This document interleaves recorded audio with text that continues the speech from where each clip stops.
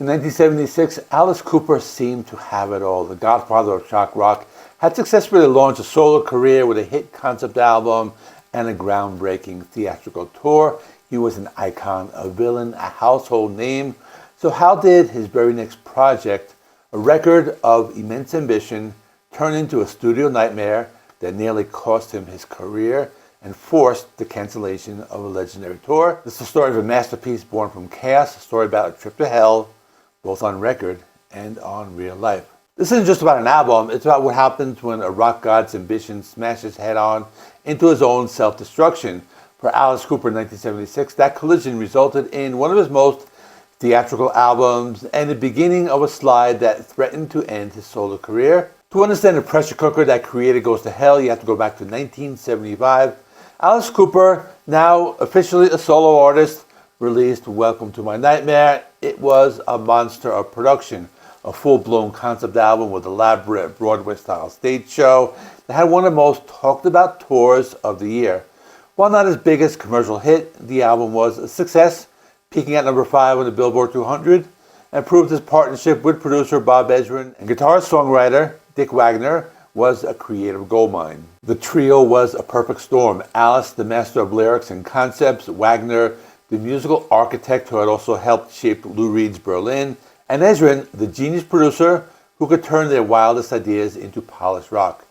They had a formula and it worked, but with success comes bigger expectations. The world was watching, wondering how Alice Cooper could possibly top a nightmare. Their answer: send him to hell. The idea was a natural theatrical follow-up, a concept album continuing the story of Stephen, the character from Welcome to My Nightmare, as he descends into the underworld. The press release painted a vivid picture.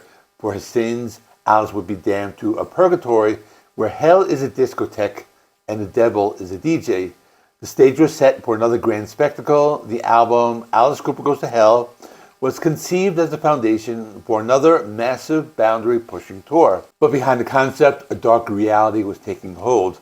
The character Alice Cooper, the whiskey-swilling villain, was no longer just a role. The line between the man, Vincent Fernier, and his alter ego was disappearing. Cooper's alcoholism was spiraling. He was a core member of the infamous celebrity drinking club, the Hollywood Vampires, which included rock royalty like John Lennon and Keith Moon.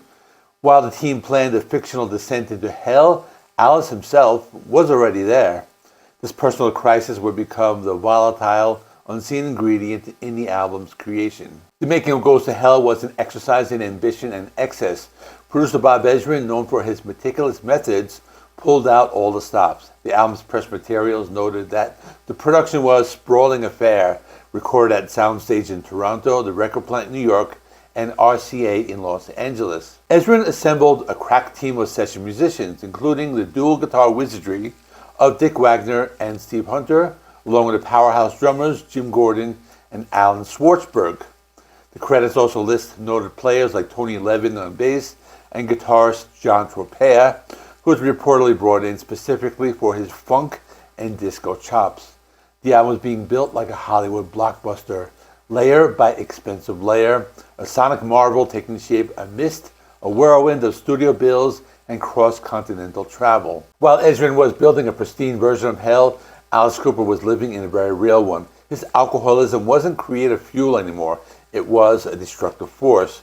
The pressure to follow up a hit, combined with his escalating addiction, created the perfect storm. But this turmoil found its way into the music, turning the concept album into something far more personal. Nowhere is this clearer on the album's hit ballad, I Never Cry. Disguised as a lush commercial follow-up to Only Women Bleed, the song was something else entirely. Cooper himself later called it an alcoholic confession. It was a moment of shocking vulnerability, a frank admission of a struggle where the voice of Vincent Fernier broke through the Alice persona. While many at the time just heard it as a hit song, in retrospect, it was a clear cry for help. The moment the theatrical mask slipped to reveal the suffering man underneath. The story of I Never Cry shows how art can be born from immense personal struggle. If you've ever found a piece of music that spoke to you during a tough time, let us know in the comments below. And if you're enjoying this deep dive into rock history, make sure to subscribe so you don't miss the next story. But back to Alice Cooper. Despite the chaos, or maybe because of it, the music that emerged was extraordinary. The creative team of Cooper, Wagner, and Ezrin was firing on all cylinders, creating some of the most diverse and sophisticated music of Alice's career. The album wasn't just a rock record, it was a genre-bending tour de force, blending hard rock, jazz, funk, and even Broadway show tunes. The opening track, Go to Hell, is a stomping anthem that perfectly satirizes his public image. Then there's You Gotta Dance, a brilliant piece of satire with disco dominating the airwaves. Alice made his personal hell a disco, a place of eternal forced dancing. To get the sound just right, Ezrin and the team meticulously crafted the track to mock the trend while simultaneously perfecting it, a testament to their wit and musicianship. The album was a complex, polished, and darkly funny creation, proving that even in the darkest of times, the artistic vision was shining through. The album was finished, released on June 25th, 1976. Alice Cooper Goes to Hell was a creative triumph. The production was immaculate, the songwriting was sharp, and the concept was brilliantly executed. It even delivered a huge commercial hit with a painfully honest ballad, I Never Cry, which climbed to number 12 on the Billboard Hot 100 chart. On paper, it was a success, but the victory felt hollow. The entire point of this elaborate concept was the massive tour meant to follow it, but it never happened. The Alice Cooper Goes to Hell tour was canceled before it could even start. The official reason given was that Cooper was suffering from anemia. In reality, his body was giving out. Years of heavy drinking had taken a toll, leaving him too sick to endure the rigors of a major tour.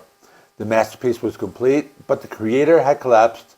The show would not go on. Tour's cancellation was a massive blow. Without live spectacle to support it, the album's momentum stalled. While it performed respectively, reaching 27 on the U.S. Billboard 200, it marked the beginning of a commercial and personal slide for Cooper. The following years would become his blackout years, a period of worsening addiction and less memorable albums. It was a staggered decline that saw him enter rehab in 1977 and again in the early 80s before he finally achieved long-time sobriety. However, the legacy of Goes to Hell is far more complex than its troubled release. It stands as a creative peak just before the fall. Today it's often viewed as an underappreciated gem.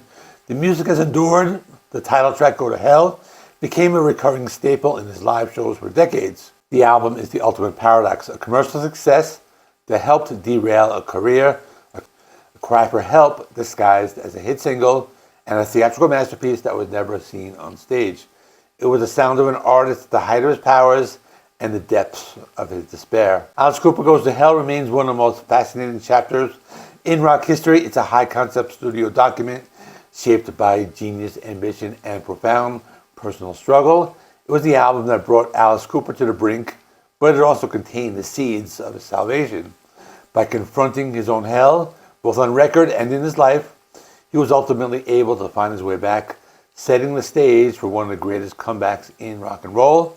It's the masterpiece born from chaos, forever capturing the moment a rock god went to hell and lived to tell the tale. So that is all for the Alice Cooper story up to this point. If you want to see all my other videos, I reviewed everything from Pretty's For You up until this album. They're all in a playlist right there, so you can watch them all. Just binge watch the entire playlist if you want and get the whole story of Alice Cooper from the beginning up until 1976. You can do that. And thanks for watching. Like, subscribe, all that good and fun stuff. I will see you in the next one.